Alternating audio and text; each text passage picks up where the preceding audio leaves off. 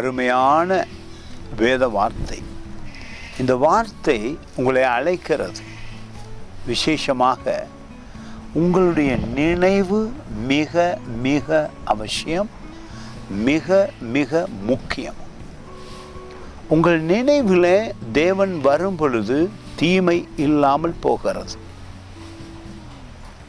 நிச்சயமாக நீங்கள் எப்படி நினைத்து கொண்டிருக்கிறீர்களோ அந்த வழியில் நீங்கள் போவீர்கள். ஆனால் வார்த்தையை நினைக்கும் பொழுது தேவன் மிக இலகுவாக உங்களை நடத்த முடியும் அவருக்கு. அதுதான் இது சொல்லுகிறது. உங்கள் நினைவிலே தேவன் அவசியம் தேவைப்படுகிறார். இந்த நாளிலே வார்த்தையை கொண்டு தியானிக்க ஆரம்பியுங்கள். சங்கீதம் 10:4. துன்மார்க்கன் தன் கர்வத்தினால் தேவனை தேடான், அவன் நினைவுகளெல்லாம் தேவன் இல்லை என்பதே.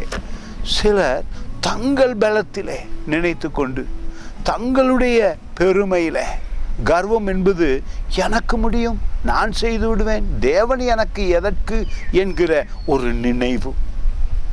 தேவன் இல்லாத நினைவோ துன்மார்க்க நினைவாகிவிடும், வேதனையை கொண்டு வந்துவிடும். ஒவ்வொரு நாளும் தேவ வார்த்தையை நினைத்து கொண்டிருந்தாலே அதிசயம் நடக்கிறது. நீங்கள் நிச்சயமாக உயர்த்தப்படுவீர்கள்.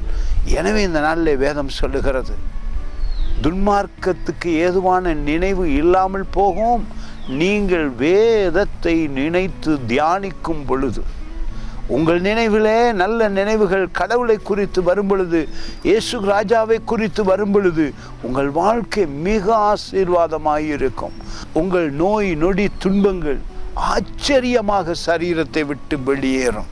எனவே தியானித்து ஆசீர்வாதம் அடையுங்கள். God bless you.